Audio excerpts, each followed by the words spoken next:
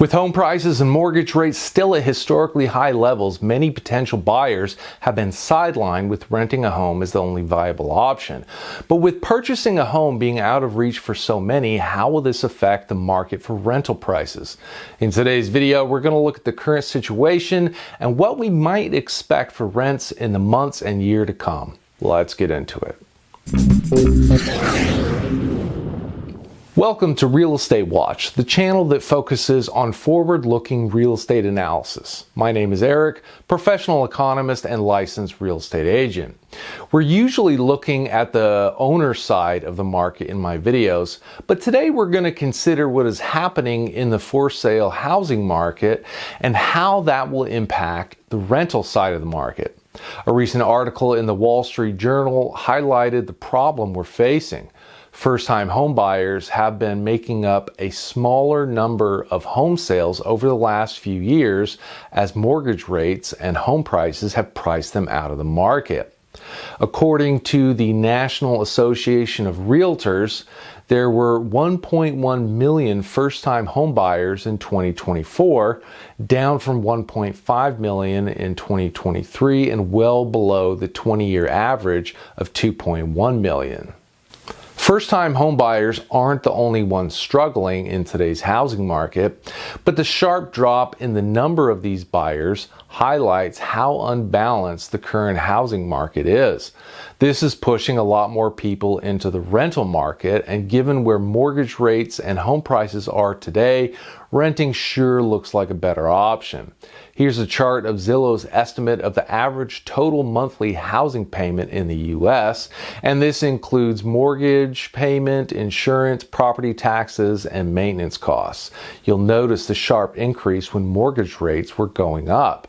Now let's add in Zillow's observed rent index for the U.S. Prior to the pandemic, these metrics were pretty close, but now there's a big gap between the two.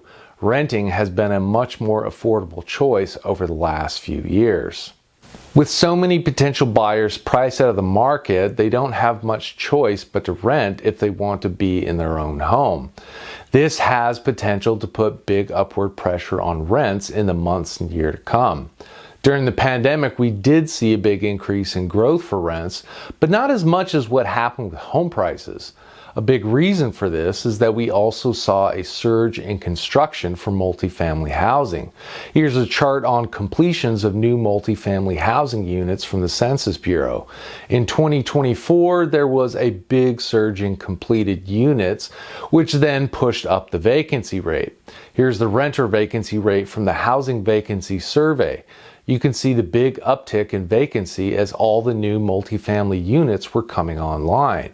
This has helped keep a lid on rent increases and why we see such a big differential between the average total monthly housing cost and average rent, but that situation is changing.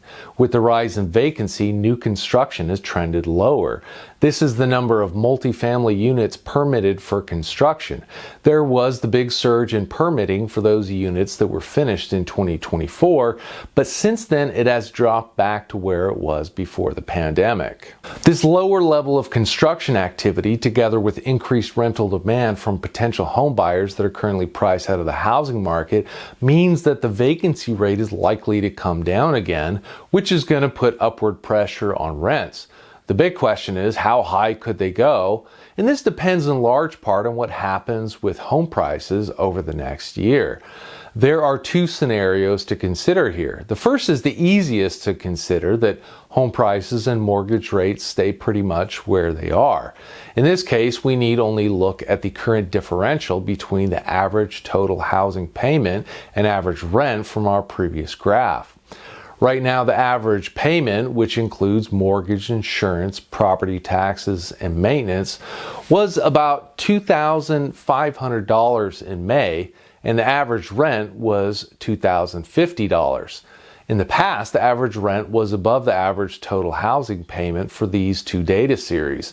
But if we just consider how much growth it would take for the two series to be equal, it would be a 22% increase in rent. Now, I would consider that an upper bound for how much rents could go up in the next few years. It wouldn't all happen at once. It would take some time, but that is the situation we are faced with if the current housing market remains as unaffordable as it is right now. But then there's the other scenario. What if home prices come down? In my recent videos on the housing market, I've highlighted how the U.S. median home price has been on the decline since December, and there is definitely room for it to fall further. This is going to depend on what happens with market supply. There is a lot of pent-up supply right now due to lots of sales that ordinarily would have happened over the last few years, but didn't, and inventories are on the rise, a trend that is likely to continue in the months ahead.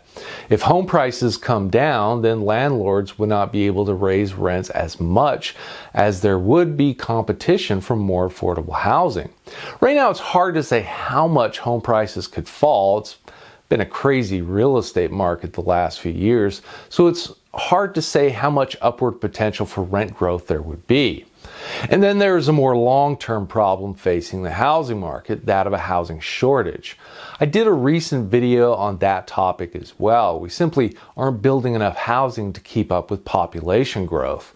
So even though there is pent-up supply right now that could come online in the months ahead to bring prices lower, that will run out eventually, and then we'll be back in a situation of tight supply that will put upward pressure on prices again. If the pace of new residential construction doesn't pick up, this is going to be the case in the years to come. As you can see, there are a lot of moving parts in residential real estate right now on both the for rent and for sale sides of the market. If you want to stay up to date on all the latest developments in the housing market as new data comes in to see how things are playing out, make sure you are subscribed to this channel and hit that notification bell down below so you know right away when my next video comes out. I keep track of the data for you and do the research to keep you up to date on all the latest. If you are in the market to rent a home or are currently renting, let me know what your experience has been like and where you think rents are headed over the next year. You can let me know in the comment section down below. If you liked today's video, don't forget to hit that like button to support the channel and help it grow. Thanks for stopping by. I'll see you in the next video.